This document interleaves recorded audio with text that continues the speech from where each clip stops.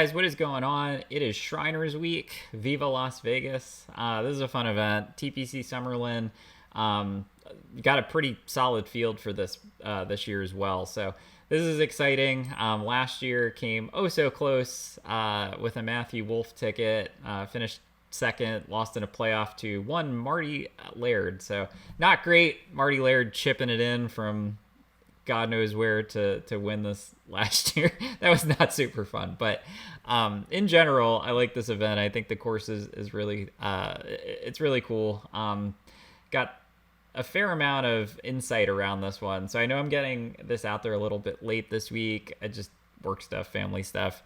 Probably going to try and scale back to one video a week, but going forward, try and get out a little bit earlier than Wednesday. But since this thing is in Vegas, it starts at like 9, so you got a little bit more time with it. I just didn't want to not do a video this week. Just, again, crazy stuff on the home front, the work front, holding me back a little bit. But anyway, so we're going to do a little bit of a breakdown, talk about the guys that I like for the week, and more importantly, why I like them. Give you guys a little bit of ammo to work with as you're doing your own research. So let's get right into it. So if we take a look at, let's maybe lead it off with the course. So we are at, again, TPC Summerlin. This is a par 71, about 7,300 yards. So it's going to be a bit of a birdie fest this year. But again, I think there is still a premium on ball striking this week. So you're going to obviously want to catch guys who can putt, who can catch a hot putter for the week, but ball striking approach game is very important. One thing that I was looking at over on Data Golf, again, I'm a big fan of this course fit tool that I've been looking at. So in general, distance and accuracy are less important than your normal PGA Tour event. Approach is more important, around the green is slightly more important, and putting obviously will always kind of help carry folks. But in terms of comp courses, so TPC San Antonio is very similar. Monterey Peninsula is also similar. So this is something I basically, in my model, fed in some of these comp courses to see how folks have done tee to green. Again, putting super volatile, put that off to the side, but wanted to come up with a composite index for not just course history. There's a ton of it at TPC Summerlin, but more like a broad range of similar courses. How have folks done of late? So that's kind of how I use this. So if we jump over to maybe the model for the week, so you'll see we are on bent grass this week, so I brought strokes gained putting in, strokes gained tee to green. This is over the last 50 rounds at similar types of courses. Again, so you got the TPC San Antonio, a couple others. I even think Country Club of Jackson is fairly similar here. So that's all in my composite quote-unquote course history index. Then I'm just bringing in kind of the traditional metrics, and then based on the course breakdown, it's going to be some short irons from 125 to 175, 200 plus, particularly on the par 5s that are going to be reachable by most of the field. That's all in here. It's going to be a birdie fest, so I'm looking at opportunities gained, birdie or better gained, and we have 8 par 4s from 400 to 450 yards, so bringing in efficiency there. If you're not scoring on the par 5s this week, you're going to be in trouble, so brought in that as well. So when you basically run the model, get the ranks, Brooks is coming out number 1. I think there's a fair amount of industry distrust in Brooks this week. I think he's a fine contrarian play. I'm not going to use him because at this price, he basically needs to finish top 5. I'm not sure he's going to do that.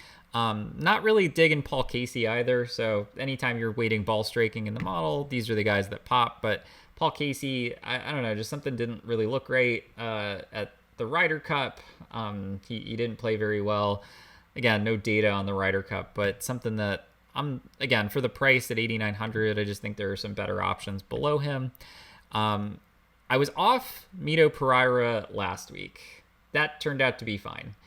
I'm back on him this week. So he is on my betting short list.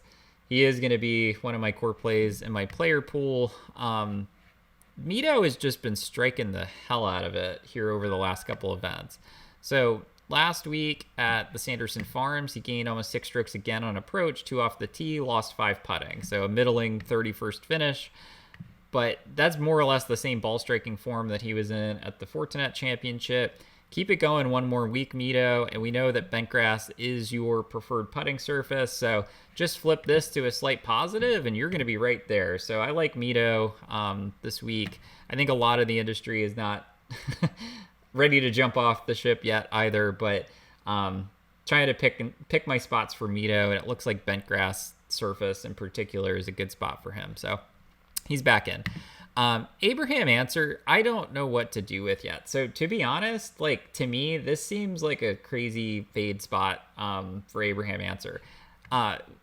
Get crazy and fade Abraham Answer. The reason is he's 10-4. He's really expensive, right? He is a fantastic course fit. All of the stats line up for Abraham Answer to have a good week. It's just, I hate playing Abraham Answer when he's 7,930% owned. He's going to be 20-30% owned at 10-4. So give me some of the other options around him. Where I'm going is basically anchoring on Victor Hovland this week. So he's going to be one of my bets. He is an anchor for my lineups. Give me all the Victor Hovland. He's arguably a better ball striker than Abraham Answer. The thing that gives me a little pause is his strokes gained tee to green on comp courses isn't great, and he's not the best putter. That Answer is a much better putter. But if, and again, I don't think Vic is going to be under-owned. He's probably still going to be 17% owned, but I would much rather play Victor Hovland at slightly lower ownership than Abraham Answer for the same price. So that's where I'm going. Hideki, I'm not sure what to do with. I don't know. I think he can play really well here. He's played well on comp courses. He just can't putt. So to me, that keeps him from kind of the ceiling outings, right? If you go through his game log, there are very few places where he's gaining strokes with the putter. He's going to offset that with the ball striking, but that's what keeps him from winning. So I see some folks betting Hideki this week. Good for them. Maybe I'm wrong on this. He's 28-1 or 30-1 in some spots. I just don't know that I'm there. I just feel like other guys have a much greater likelihood of spiking with the putter and having a ceiling ball striking week. It's a function of the field. It's a function of the price. I just like some other guys in the range a little bit better. As far as cheap options, I do kind of like Sam Ryder this week. He's 6,300. There are a couple guys in the 6,300 range that I feel like are going to be popular. So Hank Lebioda, a lot of people are talking up Mark Hubbard. I do like those guys, but I think you could be a little bit different down in the low sixes. So Sam Ryder's a guy that I kind of like from that perspective. One guy that I did want to point out that I think is generating a lot of buzz, I think he's going to be pretty highly owned, is Henrik Norlander. So we crushed it with Norlander last week. He top fived. That was fantastic. He almost won. He finished 2 shots back. He was actually in first, but he had no realistic shot of finishing it with Sam Burns taking it down with many, many more holes to play by the time Norlander had posted. But I think this is a trap spot for Norlander. Like, I don't really want to be chasing ceiling Henrik Norlander from last week. So he gained almost 9 strokes on approach. He's obviously in good form. He lost 2 strokes off the tee. He's a better Bermuda putter than he is a bentgrass putter. I'm going to let everyone else play the Henrik Norlander trap and jump off there. A couple other guys that I like. I do think Luke List is in a good spot. So again, he's number 2 actually in similar kind of course setups in the model. He's been in really good ball striking form. No problem with playing Luke List. Possibly my favorite play in this whole slate. And again, this is a guy that cannot putt. But when he does, he has a much higher likelihood of gaining 2, 3, 4 strokes putting than guys like Hideki. Corey Connors. So Corey Connors has 1 PGA Tour win this season in his career. Where was that? TPC San Antonio, I believe. So he's 4th in the comp course metric. He is in really good ball striking form. I really like how he came out on Sunday at the Sanderson Farms too. He went birdie, birdie, eagle to put himself into first. And then he made a couple bogeys on the other side of it. But like, I think he's heating up. We can look at it. His game log looks really sharp. It's a guy that's trending in the right direction. His around the green game is atrocious, but like if he's hitting greens, again, at TPC Summerlin, you actually have a higher green and regulation percentage than other courses. I think it's like 74%. PGA Tour average is like 65. So to me, I don't really care about the around the green. if he can get it done in terms of the irons and just keep hitting fairways, he's going to be in really good shape. And this course is not super long relative to some of the other places that he's actually played well. I think that gives him an advantage. He'll be able to hit the greens and the par fives and two. Give me Corey Connors at 35-1. Let's go. And again, like when he does suck at putting, right? You see a lot of negatives, but when he spikes, it's a big spike. It's not like a Hideki, like gain half a stroke. Like when he gains, it's gain 2.2, 2.3, 3.5, 3.8. Like that's what you need. You find that the same week that you find your off the tee and approach game. Corey Connors, let's do it. So I'm going to have a decent amount of him. I did bet him at 35-1. The other guy that I'm using a lot of is Scotty Scheffler. So Scotty Scheffler, similar story in terms of comp course history. I also, again, sucker for narratives. Had a really strong Ryder Cup. I think that's going to propel him to a big year. We're waiting for the Scotty Scheffler win. I think he can get it done at this course. So let's go Scotty Scheffler. A couple other guys that I like. Lucas Glover, Hank Lebioda, Kevin Streelman. Mav McNeely is not great on the comp courses, but he's a local guy, so I'm going to get some exposure to him. Russ Henley, Pat Perez, mentioned Mark Hubbard. So these are all guys that I'm going to have in my player pool on DraftKings. So if we jump over to my betting card for the week. So here it is. So I mentioned already that I am betting Victor Hovland at 20-1. I waited. I think he was 22, 25 earlier in the week. I got it a little late, but whatever. So we're betting Victor Hovland at 20, Scotty Scheffler at 22. I hate the number, but I also just don't want to miss out. I think this is a good spot for him, even though he doesn't have the strongest experience at TPC Summerlin.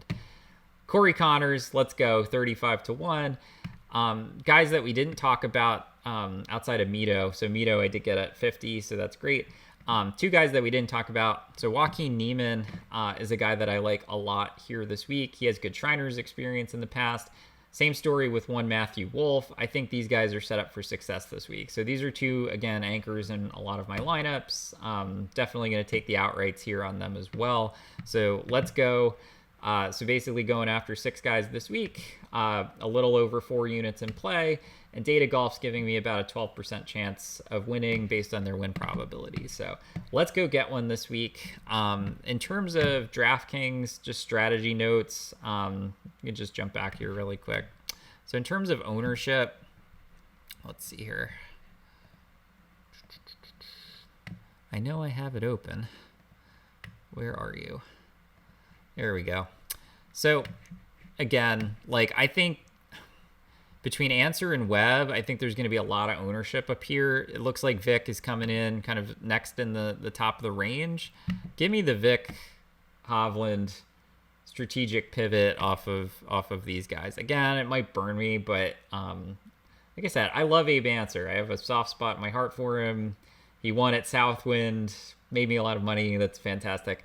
But Abraham Answer at 20% ownership at 10-4 scares the absolute hell out of me. So we're not doing that. I could get behind Webb. I think I'm higher on him than maybe I even am Answer. I'd probably go Hovland, Webb, Answer if I had to rank them. I just don't know where Webb's game is at, to be honest. So he's had a lot of good experience here at the Shriners. He can putt, which is nice. But for me, I'm going Hovland. I'm just putting my stake in the ground on this one. So that's where I'm going. And then again, in the mid-range, I don't think there's any surprise that Wolff and Corey Connors are good plays. They're going to be about 13-15% owned. So a good way to build lineups, maybe grab one guy. Again, you don't have to agree with me on this. If you like Answer, use him. Maybe grab one of these guys though, right? Mito 2 is probably going to be the most popular play on the slate. I definitely wouldn't use him in every single lineup, and I definitely wouldn't build a lot of Mito Answer lineups, right? Or Mito Answer and maybe like Webb, right? Like don't do that. You can use Mito, but then get different down here, right? So you could build some more balanced lineups with Matthew Wolff and Corey Connors, right? That I think is a really viable strategy this week. And it does look like Scotty Scheffler's kind of the odd man out down here. So this, again, he's 9.7, so he's $700 cheaper than Answer. Half the ownership, give me Scotty Scheffler, right? I think that's usually how I'd play these things, and he's cheaper. So Again, leave salary on the table. I haven't really finished my MME strategy yet, but I am max entering the small dollar tournament again this week.